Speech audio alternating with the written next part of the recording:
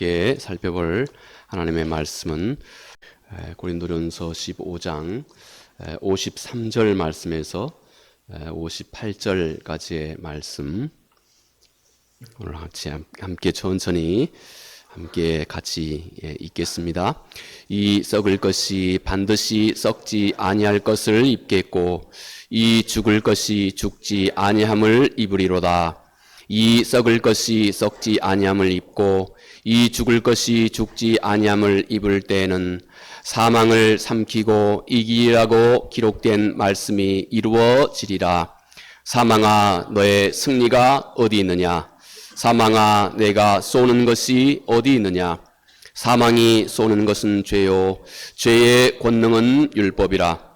우리 주 예수 그리스도로 말미암아 우리에게 승리를 주시는 하나님께 감사하노니, 그러므로 내 사랑하는 형제들아, 견실하며 흔들리지 말고 항상 주의 일에 더욱 힘쓰는 자들이 되라.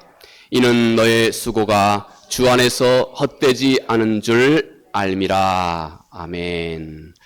우리는 오늘까지 4주에 거쳐서 세상의 그리스도인이든 혹은 또 우리 교회 밖에 있는 분들이거든 세상의 모든 사람들이 가장 궁금해하는, 어쩌면 큰 담론으로 우리 인류가 가장 궁금해하는 네 가지 질문에 대해서 우리가 함께 하나님의 말씀을 중심으로 답하는, 오늘은 마지막 그 시간입니다. 우리가 처음 우리 인간의 존재가 어떻게 생겼는가, 내가 이 세상에 어떻게 존재하고 있는 것인가 하는 것이었고, 둘째가 나는 정말 이 세상 속에서, 그리고 혹시 전능자가 계신다면 그분께 나는 정말로 인정받고 사랑받고 있는 존재인가 하는 점 우리 살펴보았습니다. 세 번째, 하나님이 이 세상을 이토록 사랑하시고 독생자 예수 그리스도를 아낌없이 십자가에 주셨는데 왜 하나님의 자녀들에게 지금까지 고통이 있는 것인가?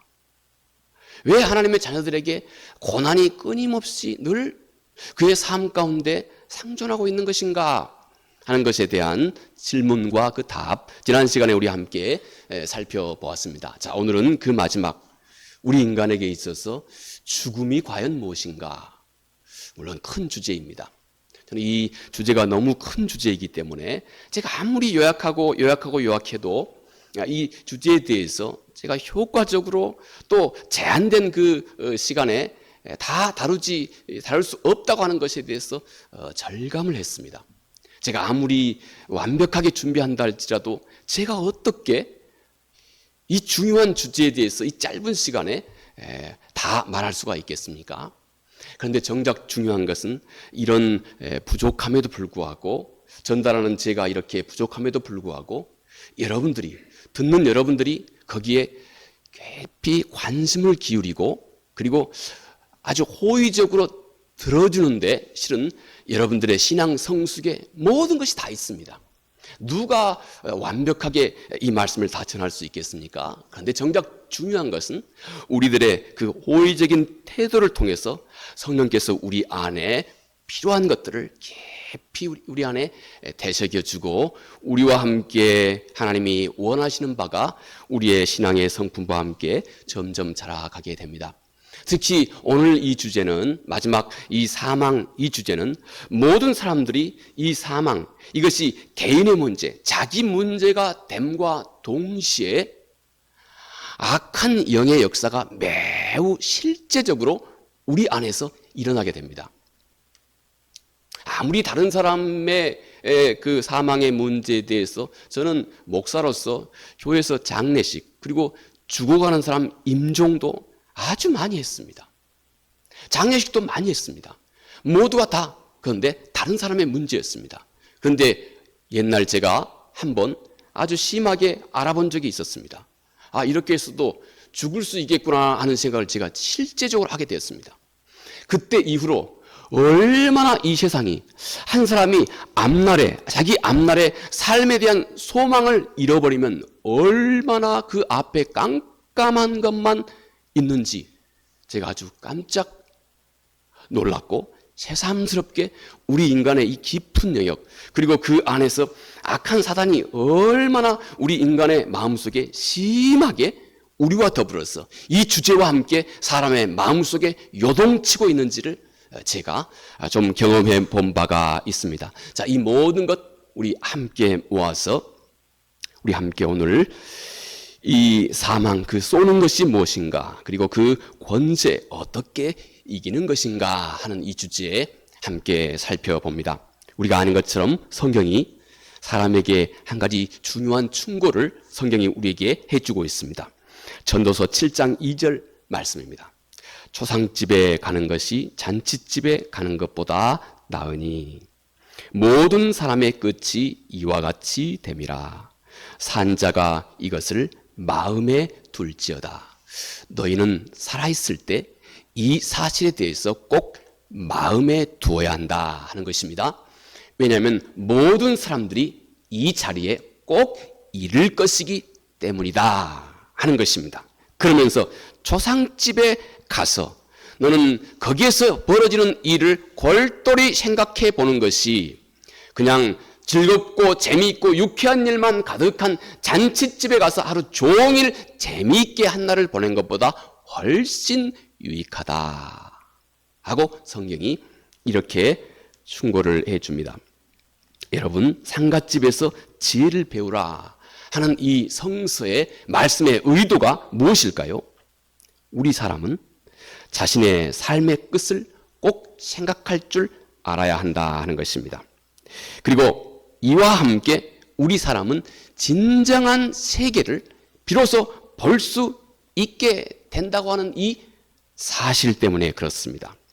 세상을 살아가고 있는 사람 중에 아무도, 그 어떤 사람도 지금 당장 죽음을 원하고 있는 사람은 아무도 없습니다. 죽고 난 다음에 천당 가고 싶은 사람 손들어 보세요 하면 다 손들 겁니다. 그런데 지금 당장 천당 가고 싶은 사람 혹시 손 한번 들어보십시오 그러면 아무도 들지 않습니다. 이것이 곧 바로 이 주제와 함께 연관되어 있는 우리 모든 사람이 이 주제를 대하고 있는 우리 사람의 태도입니다. 그런데 사람이 이 죽음의 문제와 긴밀하게 접촉하게 될 때 거기에서 우리 인간, 그동안 자기 자신이 가지고 있었던 모든 삶의 방법과 수단, 이 모든 것이 다 막다른 골목에 다다른다고 하는 이 사실을 만나게 됩니다. 그리고 그 자리에서 그동안 내가 실감하지 못했던 놀라운 일, 삶의 진정한 위기, 그리고 그동안 내가 한 번도 경험하지 못했던 두려움, 이것이 내 삶에 아주 구체적으로 내 삶을 간섭해 오기 시작합니다. 그리고 그 자리에서 나는 분명히 뭔가를 다 잃어버린 존재라고 하는 사실을 깨달아 알게 됩니다. 내가 그동안 가지고 있었던, 내가 그동안 중요하게 여겼던 모든 것들, 어떤 사람들은 그것을 위해서 평생 자기의 인생을 다 허비했던 명예나 재물이나 이 모든 것이 그 순간에 아무 의미가 없는 것이라고 하는 이 사실과 맞닥뜨리게 됩니다. 그런데 동시에 하나님의 자녀들은 그 자리에서 가장 소중하고 중요한 사실을 비로소 발견하게 됩니다. 자신을 전적으로 새롭게 하는 새로운 자기 자신에 대한 참다운 자각을 자기 안에서, 하나님 앞에서, 사람 앞에서 비로소 우리 사람은 찾게 됩니다. 나는 그동안 알지 못했던, 내가 그동안 전혀 알지 못했던, 그리고 새로운 세계를 만나게 된다 하는 것입니다. 여러분, 이 일에는 세상의 모든 사람, 그 누구도 아무도 예외가 없습니다. 때로 이 일은, 성경은, 우리 주님은 도적같이 임한다 하고 그렇게 주님이 말씀하셨습니다. 이 일은 대부분 불청객처럼 우리 삶에 임한다 하는 것입니다. 그것은 우리 사람의 일상적인 사람의 의식이 어떤 경우든지 마지막까지 이 문제가 자기 자신의 문제라고 하는 것을 받아들이기 싫어하는 우리 사람의 경향 때문에 대부분 사람이 이 문제와 접하게 될 때는 돌연히 불청객처럼 그의 삶에 다가오게 된다 하는 것입니다.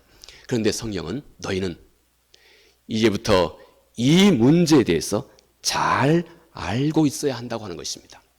그리고 너희는 이 문제를 평소에서부터 잘 준비할 줄 알아야 한다 하는 것입니다.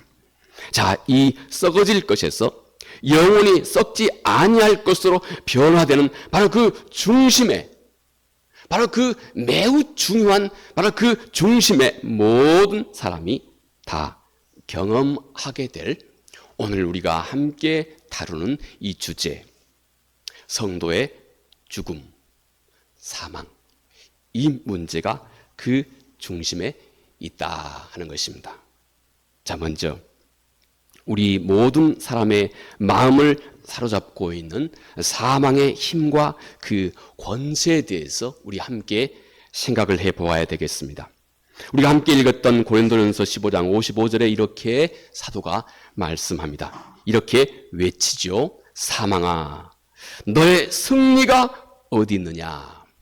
사망아, 내가 쏘는 것이 어디 있느냐?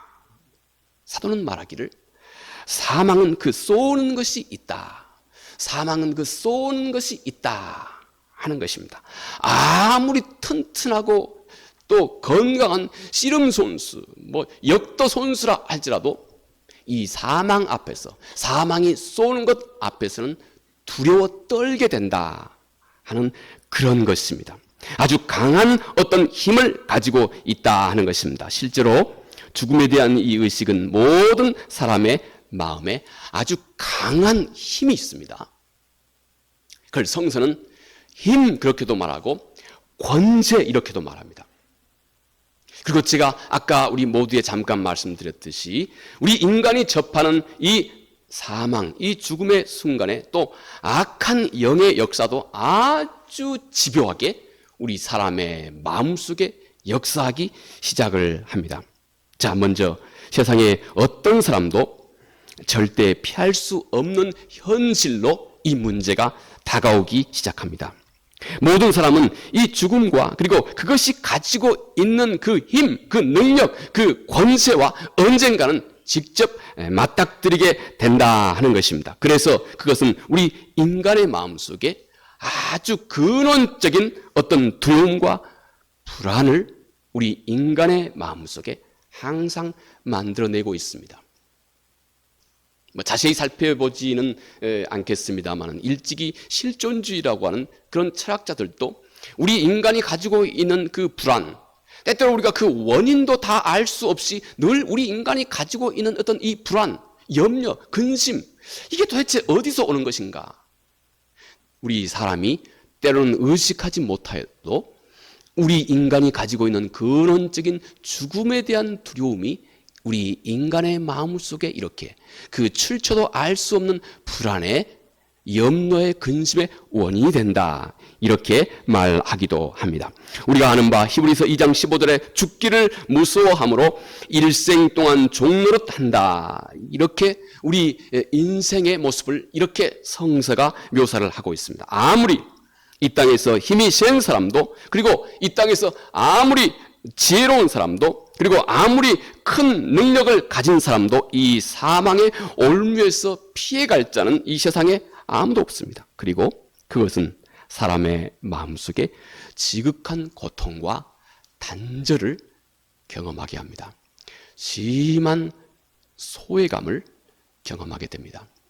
그토록 이것은 단순히 어떤 생물학적인 그런 소멸에서 오는 어떤 그런 소외감뿐만이 아니고 우리 인간은 근원적으로 하나님과의 단절에서, 그리고 이 땅에서 내가 그토록 사랑하고 살아왔던 내 가족들 가까이는, 사랑하는 자녀들, 사랑하는 부모, 형제, 그토록 가까이 이 세상 속에서 내 삶의 기쁨이 되었고 내 삶을 지탱할 수 있도록 해주었던, 함께 버팀목이 되어주었던, 그토록 사랑하는 모든 사람과 영원히 단절되는 것에서 오는 그 심한 고독감인 것입니다. 그것은 그토록 한 사람에게 사실적이고 그리고 그토록 구체적으로 다가오는 한 사람의 자기의 약함과 외로움입니다. 어떤 사람도 피해갈 수 없습니다. 사람은 이 깊은 소외감과 그 전에 경험하지 못했던 허무함을 처음 경험하게 됩니다. 고통입니다. 전에 저희 교회에 함께 참 헌신적으로 섬기고 또 늘 저희 교회에게 양쪽에 꽃을 늘 헌물하셨던 권사님 한 분이 계셨어요. 그 권사님이 가족들이, 자녀들이 집을 저쪽 다른 곳에 집을 새롭게 구해 주셔서 저희 교회를 떠나실 때 너무너무 많이 아쉬워하셨습니다. 권사님이 평소에 아무 때나 저희 교회에 오셔서 제가 사무실에 있으면 권사님이 정상적으로 또 걷지도 못하시고 이렇게 허리가 굽으셔서 이게 또 이게 미는 것을 의지해서 아무 때나 불쑥 저에게 찾아와서 늘 권사님이 그동안 살아왔던 얘기를 그냥 늘 얘기하곤 했습니다. 저도 늘 권사님의 그런 삶이 참 안타깝고 그래서 제가 늘 듣고 또 얘기 끝에 함께 기도하고 늘 그렇게 가셨습니다. 그래서 지금도 권사님이 저희 교회를 잊지 못하고 있습니다. 그래서 지난 수요일도 저에게 권사님이 전화를 했습니다. 물론 그전에도 늘 저에게 전화를 많이 하시거든요. 그래서 제가 기도해드리고 늘 그렇습니다. 그런데 이분이 정말 살아온 삶이 힘들고 어려웠습니다. 이분이 충주에서 큰 복숭아 밭을 하셨는데 가냘픈 이 권사님이 참 몸도 왜소하고 약합니다. 그런데 이 가냘픈 이 권사님이 평소에서부터 젊었을 적부터 큰 이 복숭아 밭을 거의 다 하셨습니다. 남편은 권사님 말씀으로는 제가 뭐 극단적인 말씀이라서 그대로는 제가 워딩하지 않겠습니다만은 그냥 권사님 말로는 너무 무관심했습니다. 일 자체도 무관심하고 한량이고 대놓고 죄송합니다만 바람도 피우고 이웃집 가가지고 나쁜 짓도 대놓고 하고 뭐라고 그러면 집에 들어올 때마다 그냥 바로 뺨을 때리고 한 번은 술을 드시고 그냥 가슴 위로 퍽썩 주저앉아가지고 갈비뼈가 다 그냥 몇 개가 부러져 버렸습니다. 그렇게 고통을 받았습니다. 그래서 이분이 그런데 최근에 이 남편이 아프게 됐습니다. 그래서 권사님이 가서 제발 좀 가서 병원에서 오지 말고 죄송합니다. 죽어버리십시오 이렇게 얘기했답니다. 그런데 알고 보니 최근에 이 남편이 폐암인 것을 발견하게 되었습니다. 그리고는 지난 수요일은 저한테 펄펄 우시면서 저한테 전화가 왔어요. 내가 세상에 제일 나쁜 사람이라 이겁니다. 남편 자기가 그렇게 얘기했기 때문에 남편이 이렇게 중병에 걸렸다는 것입니다. 불쌍하다 이것입니다. 불쌍하다 이것입니다. 여러분 한 사람의 마음에 정작 이 사망이 다가오게 되면 아주 크게 자기의 모든 생각을 삽시간에 바꿔내는 어떤 그 기가 막힌 힘이 그토록 평생 미워했던 남편 한순간에 불쌍히 여기는 마음으로 긍휼히 여기는 마음으로 한순간에 돌변하는 이런 대단한 힘이 여러분 바로 우리가 오늘 함께 다루는 바로 이 주제인 것입니다. 성경은 우리 육신의 사망에 더하여서 이제 성경은 영적인 사망이 있다고 하는 사실을 얘기해 주고 있습니다. 영적인 죽음이 있다 하는 사실입니다. 우리가 아는 것처럼 에베소서 2장 1절 말씀에 이렇게 사도가 기록을 합니다. 허물과 죄로 죽었던 너희를 살리셨도다. 우리가 자세히 보면 죽었다고 하는 이 말, 왜 죽었느냐? 여기서 육체적인 사망을 사도가 지금 얘기하고 있지 않습니다. 허물과 죄. 다시 말해서 사도 바울은 여기에서 이 죽음이 하나님으로부터의 단절, 곧 영적인 죽음을 사도가 얘기하고 있는 것입니다. 이렇게 우리 인간은 이 육체의 죽음에 앞서 매우 더 근원적이고 매우 본질적인 하나님과의 이 단절, 이 영적인 죽음이 우리 사람에게 있다는 것입니다. 창세기 1장 2절에 그 상황을 성경은 혼돈하고 공허하며 흑암이 깊음 위에 있었다, 이렇게 선포합니다. 이 말은 사람이 그 중심에 하나님이 없으므로 그의 삶의 목적을 다 잃어버리고 대신 그곳에는 혼돈과 공허와 깜깜함만 자리한다. 여러분, 이것이 바로 사망의 모습입니다. 또 세상의 많은 사람들은 비록 육신은 살아 있을지라도 그의 영혼이 하나님으로부터 온전하게 단절된 그 사람들은 바로 이 사망을 경험하고 있는 것입니다. 사망의 다른 이름이 이렇게 혼돈과 공허와 흑암, 바로 이것입니다. 세상에 드리워져 있는 이 사망의 그림자들이 어떻게 드러나고 있을까요? 어두움입니다. 한 사람의 깊은 내적인 어두움입니다. 그 안에 진리 되신 전능하신 하나님이, 진리 되신 예수 그리스도가 그 안에 없기 때문에 거기에는 깜깜한 어두움뿐입니다. 대신 세상은 그 자리에 육신의, 우리 인간의 욕망만 가득하게 됩니다. 그러나 아무리 육신의 욕망을 쫓아가도 그 끝은 한없는 공허와 목마름 뿐인 것입니다.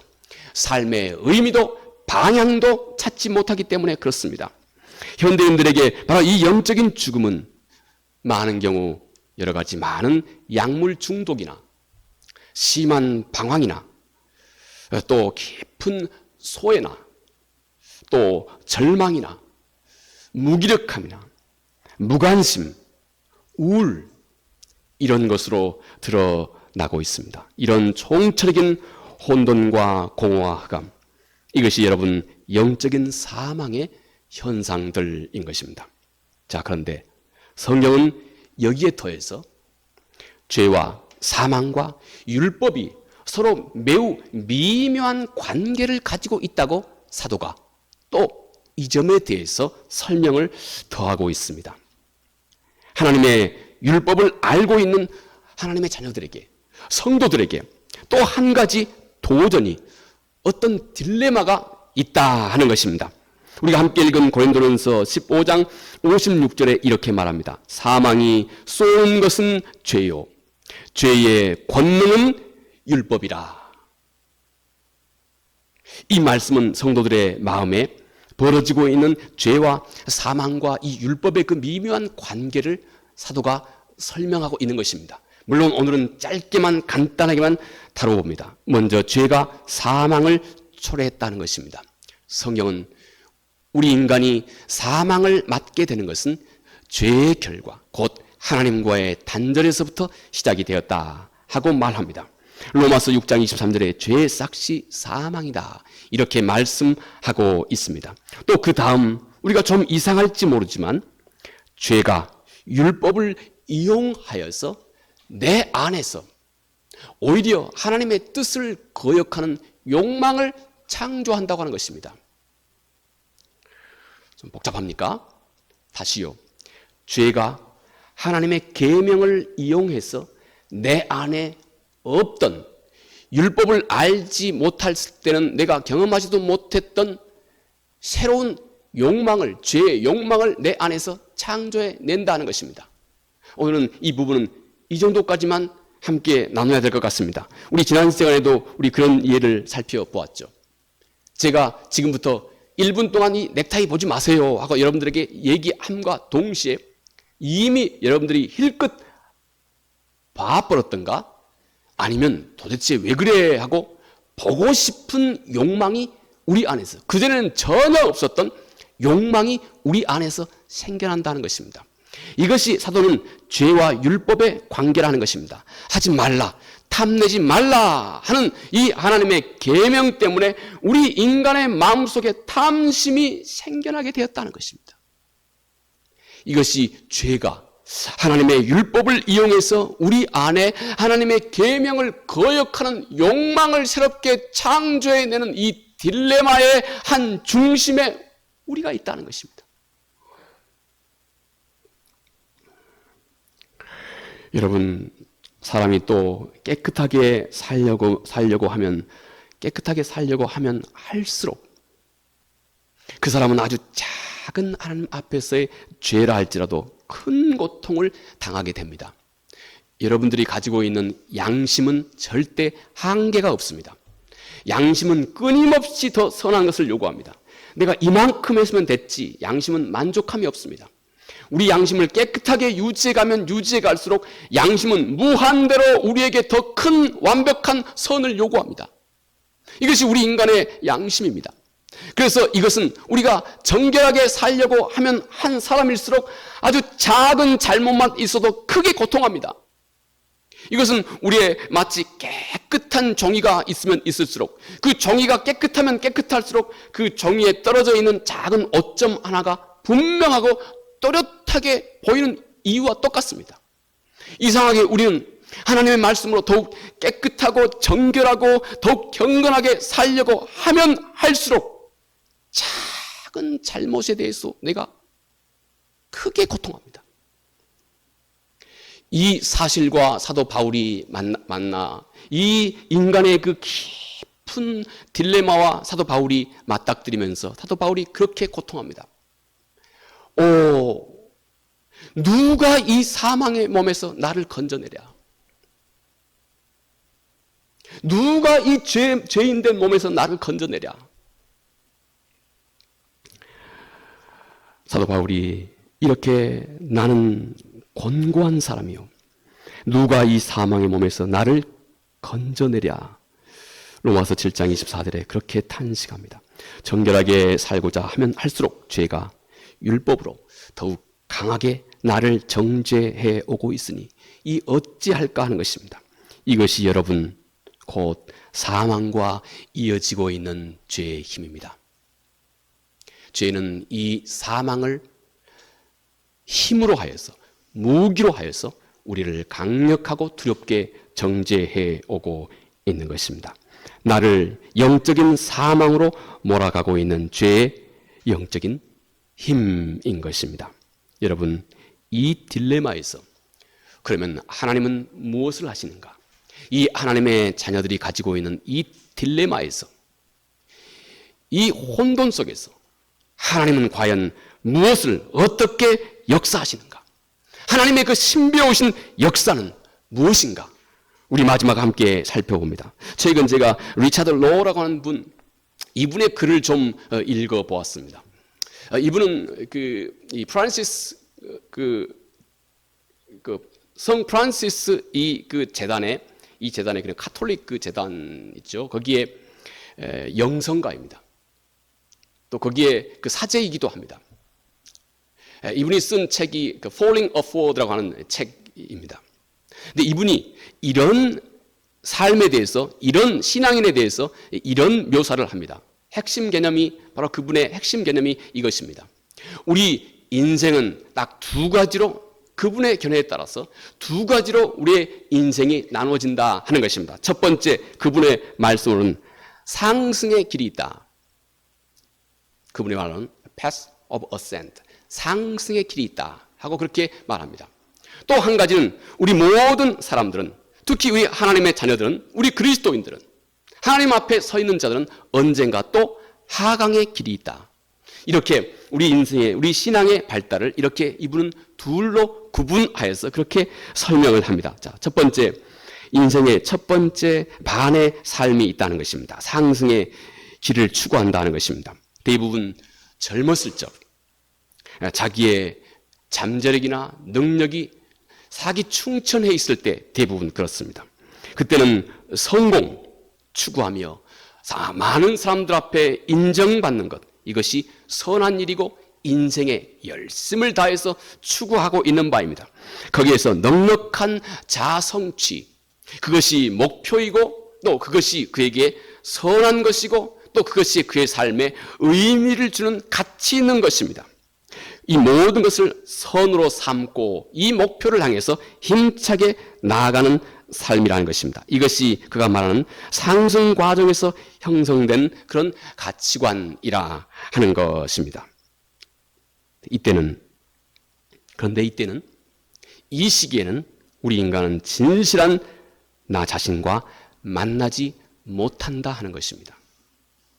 왜냐하면 이때는 내가 보겠다고 마음먹은 것만 늘 우리가 추구하고 있기 때문이다 하는 것입니다. 내가 보아야 되겠다고 선택적으로 내가 좋은 것이라고 내가 꼭 봐야 되겠다고 추구하고 있는 것만 늘 열심히 추구하고 있는 삶이기 때문에 이때는 우리 삶의 진면목을 절대 바르게 보지 못한다는 것입니다. 진짜 나를 볼 준비가 돼 있지 않다는 것입니다. 대부분 그의 얘기로는 이 그리스 말로 이 소위 그 파소나, 곧 우리 인격을 퍼스널리티라고 이렇게 말하죠. 이 파소나라고 하는 그리스 말에서 유래한 말입니다. 이것은 무대에서 연극을 하는 사람이 쓰고 있는 가면에서 나온 말입니다. 사람이 있는데 그 사람 얼굴 뒤에서 소나 소리가 난다는 것입니다.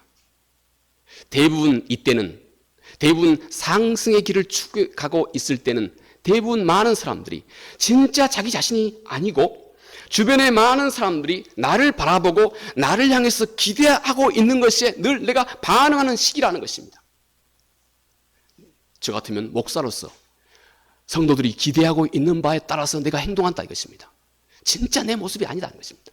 그래서 많은 경우 그 순간에는 정작 내 자신과 내가 맞닥뜨리지 못하게 된다 하는 것입니다. 왜냐하면 그때는 우리 인생이 대부분 이렇게 가면을 쓰고 있는 시기이기 때문에 하는 것입니다. 그러나 모든 사람은 곧 그의 삶의 다양한 위기를 경험하게 됩니다. 왜냐하면 예외가 없습니다. 모든 사람은 예외 없이 그의 인생에서 실패를 경험합니다. 고난도 경험합니다. 함께 더불어서 큰 인생의 상실감도 경험하게 됩니다. 그리고 거기에서 한 사람의 진정한 자기 자신의 한계를 깨닫게 됩니다. 그분은 바로 이런 삶의 모습을 하강의 길 이렇게 얘기를 합니다. 하강의 길. 그러나 이때부터 사람은 진정한 자아가 보이기 시작한다 하는 것입니다. 이 시간 동안 사람은 자신이 믿고 의지했던 모든 것이 다 무너져 내리면서 자기 자신의 끝과 자기 자신의 한계를 비로소 발견하게 된다는 것입니다. 실패, 몰락, 그리고 깊은 상실감. 이 모든 것이 여러분 다 영적인 사망의 그림자와 같은 것들입니다. 내가 그런데 그것이 없으면 절대 보지 못했을 것을, 그 진실을 실패와 몰락과 상실, 모든 사람이 피할 수 없이 겪는 바로 이런 그림자들이 나로 하여금 내가 절대 이것이 없으면 보지 못했을 진짜 내 모습을 억지로 만나게 해준다는 것입니다. 그곳에서 인간은 참으로 하나님을 발견하게 됩니다. 동시에 그곳에서 참으로 진정한 자기 자신을 발견하게 됩니다. 그곳에서 우리 인생의 진짜 주인은 내 자신이 아니라고 하는 사실을 알게 됩니다. 그곳에서 우리 인간은 비로소 참다운 인생의 안내자를 실감나게 깨닫고 찾고 발견하게 됩니다. 그래서 하나님은 그의 자녀들에게 한 번쯤, 여러분과 나의 인생에 최소한 한 번쯤 혹은 최소한 한 가지쯤 절대 자신이 바꿀 수도 없고 바꾸어지지도 않는 그 어떤 한 가지를 꼭 경험하게 합니다. 그리고 그것과 함께 가장 값진 역사를 하나님께서 이루어내십니다. 이렇게 우리 인간은 하강하면서 우리 인간은 참다운 영적인 상승을 경험하게 된다는 것입니다. 이렇게 우리 인간은 하강하면서 참다운 자비심을 갖게 됩니다. 그리고 진정한 겸손을 그가 배우게 됩니다. 이 하강과 함께 그 이전에 젊었을 적에 그가 추구했던 자아실현과 또 모든 성취와 그 모든 업적도 인생의 하강을 경험하면서 비로소 올바르게 다룰 줄 아는 성숙한 삶으로 그가 성장해 가게 된다 하는 것입니다. 여러분, 마치 스케이트 선수를 한번 생각해 보십시오. 여러분, 스케이트 선수, 그의 발은 한없이 옆으로 미끄러집니다. 스케이트 선수는 한없이 옆으로 그의 발은 미끄러지지만, 그러나 정작 그의 몸은 힘차게 앞을 향해서 똑바로 돌진하게 됩니다. 우리 인생은 마치 때때로 한없이 옆으로만 미끄러져 가고 있고, 이 모든 것이 그저 상실뿐이라고만 생각하고 있고, 이 모든 것이 그저 내 인생에서 낭패라고만 생각하고 있는, 내 인생에서 옆으로만 가고 있는 그 일과 함께 실상 정작 당신은 하나님 앞에서 가장 똑바르고 올바르고 힘있게 앞을 향해서 돌진해 가고 있다는 것입니다. 이것이 여러분 하나님의 은혜입니다. 사망에 이르는 우리 인간의 깊은 절망에서 하나님은 새로운 창조를 이렇게 하나님께서 이루어 가신다 하는 것입니다. 이제 마지막, 우리 주님의 십자가의 죽으심과 부활이 바로 그 증거입니다. 성경은 놀랍게 죽으심이 곧 새 생명, 새 생명의 탄생, 곧 부활이었다고 증거합니다. 주님이 그 산 증거입니다. 우리가 함께 읽었던 고린도전서 15장 57절에 사도가 그러므로 이렇게 선포합니다. 우리 주 예수 그리스도로 말미암아 우리에게 승리를 주시는 하나님께 감사하노니. 승리가 십자가의 그 죽음에서 시작이 됐다는 것입니다. 이것이 하나님의 참으로 신묘하신 하나님의 역사입니다. 그곳에서 나의 모든 죄가 다 용서되었습니다. 우리 주님의 죽음에서 내게 필요한 모든 승리가 다 완성되었습니다. 예수 그리스도의 대속의 죽음에서 그의 의가 내 의가 되었습니다. 또 사망은 부활을 이루셨습니다. 역설적이게 십자가의 사망으로 우리 주님의 부활이 이 세상에 활짝 드러나게 되었습니다. 놀랍게 하나님은 하늘의 미랄이 땅에 떨어져 죽음으로 놀라울 정도로 왕성한 새 생명이 탄생하게 하셨다 하는 것입니다. 우리 인생의 길에서 우리 모두는 때로는 실패와 때로는 몰락과 상실, 이 모든 것들이 짙은 사망의 그림자입니다. 우리 모두는 이런 일에서 아무도 예외가 없습니다. 미안하지만 이런 모든 것이 우리 한 사람 한 사람에게도 절대 지금까지도 또 앞으로도 예외가 되지 않습니다. 그러나 역설적으로 바로 그것들이 우리를 참다운 세계로 데려다 준다 하는 것입니다. 우리가 원치 않지만 하나님 보시기에 나에게 꼭 필요한 모든 것들을, 그것들과 함께 하나님께서 우리 안에 이루어 가게 된다 하는 것입니다. 우리 잃어버린 인생을 제대로 활용할 줄도 아는 넉넉하고 성숙한 우리 모두의 신앙도 그 자리에서 함께 이루어져 간다 하는 것입니다. 그래서 오늘 사도가 마지막 이렇게 외칩니다. 사망아, 너의 승리가 어디 있느냐? 우리 주 예수 그리스도로 말미암아 승리를 주시는 하나님께 감사하며 견실하며 흔들리지 말고 항상 주의 일에 더욱 힘쓰는 자들이 되라. 왜요? 이는 너의 수고가 주 안에서 하나도 헛되지 않은 줄 알기 때문이다. 이렇게 말씀합니다. 이 은혜가 우리 모두에게 더욱 넘쳐나기 바라겠습니다. 은혜로우신 아버지 하나님 고맙고 감사합니다.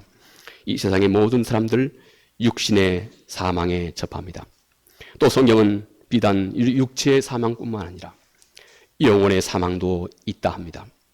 사망의 문제가 내 문제가 되기 시작할 때 악한 영의 역사는 그것과 함께 얼마나 우리 안에서 깊은 두려움과 상실감과 낭만과 절망을 창조해내는지. 그런데 놀랍게도 하나님께서는 우리 인간의 그런 한계와 연약함을 통하여서 더 큰 진보와 승리를 이루시는 것이 하나님의 놀라우신 은혜인 것을 주여 오늘 우리 사랑하는 모든 성도들이 마음의 중심에 굳게 품게 하옵소서. 이루는 그 어떤 사망의 그림자도 결코 두려워하지 않고 오직 이것을 인하여서 더욱 큰 소망이 우리 모두에게 넘쳐날 수 있도록 하나님께서 우리 안에 지으시기 원하시는 이 모든 역사가 충만하게 이루어지게 큰 은혜 베풀어 주시옵소서. 예수님 이름으로 기도합니다. 아멘.